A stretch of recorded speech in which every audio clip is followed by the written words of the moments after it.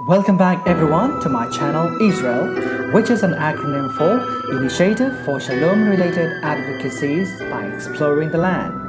Through this channel, you will be journeying with me to ancient places of historical significance throughout the land of Israel and help you to gain more insight in understanding the scriptures. As promised, today I'll explain to you how the Western Wall became the Jewish revered holiest site. As you can see from images of Israel, people flocking to the Western Wall, or in Hebrew is known as HaKotel HaMa'aravi. One might question, why Jews pray at the Western Wall? What's so significant about this wall? Well, today we will travel back in time to discover the reasons that led the Jewish people end up praying here at the Western Wall. It is named because of its location at the western side of the still existing Temple Mount. History tells us that when this wall was built 2,000 years ago by King Herod the Great, it was not intended as a place of worship. So how did it become a holiest site now? To understand more about the history of Jerusalem, particularly the Temple Mount, do check out my previous video to gain more understanding. If we go back in time, King David bought this place, the threshing floor of Araunah, and later through his son King Solomon built the first temple in about 1000 BC. In the book of 2 Samuel chapter 24 verse 18 following, it says, "Then David went up in accordance with the word of God, just as the Lord had commanded. And Araunah looked down and saw the king and his servant crossing towards him. So Araunah went out and bowed his face to the ground before the king. Then Araunah said, 'Why has my lord the king come to his servant?'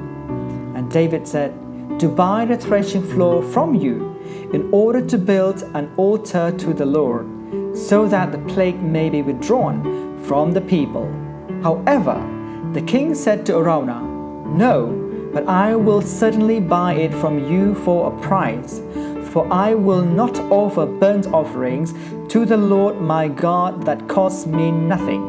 So David bought the threshing floor and the oxen for 50 shekels of silver." As we can see from here, King David bought this land from Araunah fair and square, under that given instruction from God. And later, King Solomon built the first temple on that very spot itself around 1000 BC.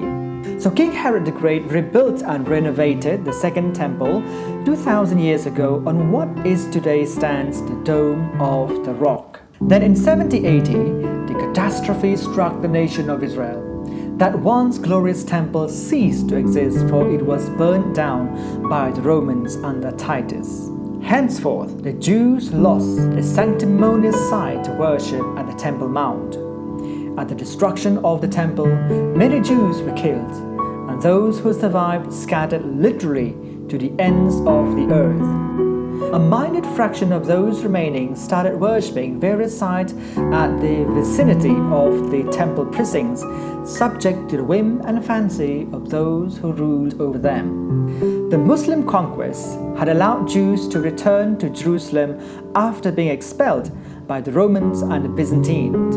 Until then, and throughout the 700 years after the destruction of the temple, Jews used different locations to pray, most notably in 4 places: on the Temple Mount itself, on the Mount of Olives east of the Temple Mount, at the foot of the eastern wall of the Temple Mount, and at the southern wall of the Temple Mount, where the main entrance and exit gates of the Temple Mount were located, including the Hulda Gate, which we can still see even today. How did the Jews end up praying at the Western Wall? In the 16th century AD, when Suleiman the Magnificent put an end to nearly 300 years of the reign of the Mamluk, he established the Ottoman Empire. Suleiman therefore restored Jerusalem's wall in 1536 and encouraged Jews who had been expelled from Spain and Portugal during the Inquisition to settle in the city as a good gesture to its citizens. During the devastating earthquake of 1546, Suleiman ordered the adjacent area of the Western Wall be cleared of all the rubble and to make the space available for prayers to the Jews by issuing a firman or a decree that the Jews had the right to pray at the Western Wall. That was the beginning of the site being recognized officially by the authority as a place of worship. Consequently, this firman remained in force for over 400 years and honored by subsequent successors. It was a very narrow alley, an empty plaza, when it was created. The site was chosen simply because of its proximity to the Temple Mount wall of the Holy of Holies. This area later became known as the Alley of the Western Wall, and also for practical reason, since it's situated within the Jewish quarter itself inside the old city of Jerusalem. Since then, and for centuries later, Jews from near and far made pilgrimages to pray at the Western Wall to give thanks to God. The Kotel HaMa'aravi attracted hundreds of thousands of faithful to pray and to wail before the Lord. Thus, the undignified and non-Hebrew term Wailing Wall was used by the Gentile because of its heartfelt prayers at the wall. However, the term never gained much usage among the Jewish people. Over time, the custom of inserting written prayers into the cracks of the wall became popular. So much so, agencies started offering service to people who are unable to visit the wall themselves in person, just by sending the written prayer requests be inserted in these stone crevices. Then twice a year, hundreds of thousands of papers would be removed from these stone cracks and eventually bury them in the burial place on the Mount of Olives. The Western Wall has become part and parcel of Jewish identity as reflected in this well-known Israeli song with these lyrics: Yesh anashim im lev shel even, yesh avanim im lev adam. There are people with hearts of stone, and stones with hearts of people.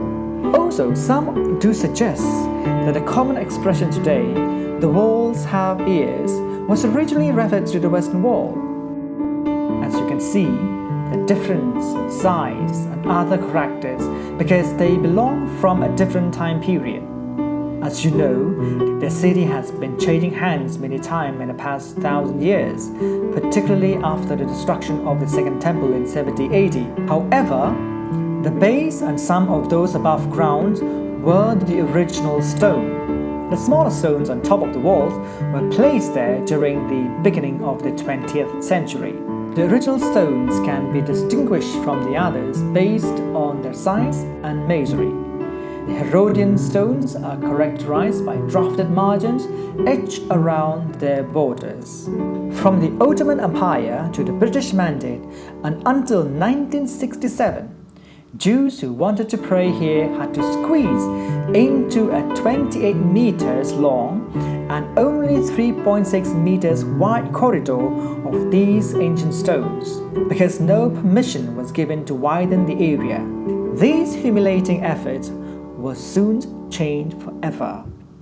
The Six-Day War of 1967 was the most pivotal period in the history of Jerusalem.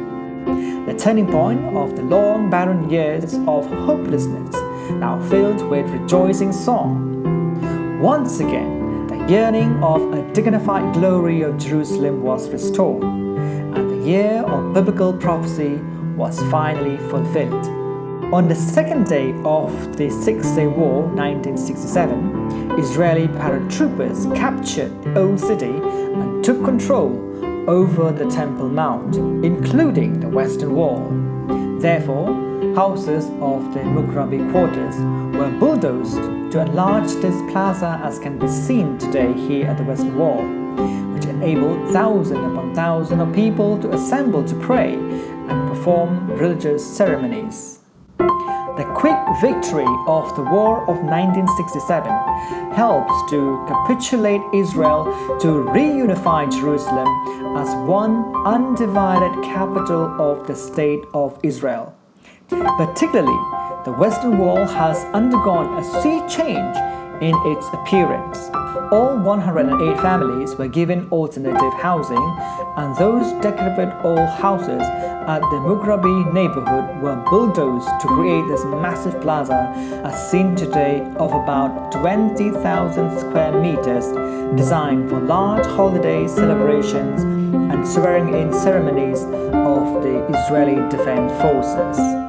The victory of the Six-Day War came no less than at the appointed time, because just 3 days later came the Feast of Shavuot, or the Feast of Tabernacle, of which a crowd of thousand upon thousand of Jews from all over the country came to assemble at this newly enlarged Western Wall Plaza. The event itself was no less than a prophetic from the words of the prophets thousands of years ago. Immediately, the Israeli government officially announced the abolition of the status quo imposed by the Ottoman Empire and subsequently by the British Mandate to restrict Jewish gatherings at the Western Wall, and in turn designated the Western Wall a holy place for the Jews. As an act of sovereignty, the 143.72 meters long and 4.5 meters high of the Western Wall was registered in the Lands Registration Bureau as the property of the State of Israel. This victory sealed the end of the Israel-Jordan Armistice Agreement signed on April 3, 1949. According to that agreement, Israeli citizens would be allowed to visit the Western Wall to pray and conduct religious services. However, in reality, that period from 1948 to 1967, for 19 years, the Jordanians violated the terms of the agreements by denying the Jews to pray at the Western Wall. Now Jews have the freedom to pray and conduct religious activities here like bar mitzvah, bat mitzvah, weddings and other functions, swearing-in ceremonies for the IDF and more. As you can see, there are two sections here. This is the men's section, and on the other side is the women's sections. Time has changed. There are a growing number of Jews who wish not to segregate between genders when it comes to religious service. Therefore, the government has created a special place for non-Orthodox men and women or mixed gender group to perform religious service here at the Robinson's Arch, south of the main plaza, in order to avoid any conflict with the more Orthodox Jews. So that's how the Jews end up praying here at the Western Wall, not to the wall per se, but because of its close proximity to the Holy of Holies of that once glorious temple. In these past centuries, the Jews have been using the Western Wall as the best alternative site to pray near that once glorious temple, since praying on top of the Temple Mount was not encouraged by the Israeli government because of the long-standing status quo. However, as of late, many Jews have ascended on the mount itself to pray, thus causing a lot of friction with the Waqf management.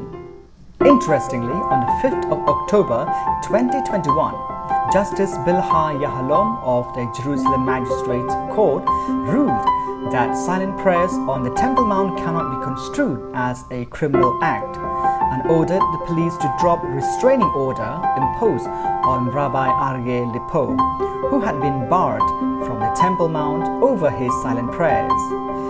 His daily visits to the Temple Mount indicate how important this is for him, Justice Yahalom wrote in her decision. Attorney Moshe Polsky, a lawyer for the Honenu organization who represented Rabbi Lipo in the case, lauded the courts for its ruling. We welcome the court's decision, which effectively endorses what has already been happening on the Temple Mount over the past year, and is a de facto permit to Jews who already visit the Temple Mount and wants to pray. It is unthinkable, he said, that Jews of all people should be banned from whispering prayers even silently on the Temple Mount, while Muslims on the Temple Mount can do whatever they want: pray, give religious lectures, play soccer, even to riot, while the police do nothing to prevent any of this. But Jews are made to feel like outsiders in this holy place. He also continued to say, "We hope that from now on, the police won't bar worshippers who are already on the Mount, a move which impinges on their basic civil liberties." The statement concluded. This is undeniably the landmark decision in many ways, setting up what is considered a freedom of expressions of one's faith in the very spot of the forefathers since the time of King Solomon 3,000 years ago. From this decision, be expected to see more changes at how things are conducted at the Western Wall from now on. Furthermore, since that temple on the mount was destroyed, rabbis do encourage the faithful not to venture around on top of the mount itself, because in doing so, they might defile the Holy of Holies, the most sanctified sections of the temple, where only the high priest was allowed to enter once a year. After all, the temple area has been desecrated for thousands of years until the temple precinct is reconsecrated and rededicated again. The best alternative site to pray is the Western Wall. Therefore, do check out my previous videos as well and consider subscribing if you haven't, as I'm bringing more videos about Jerusalem and Israel.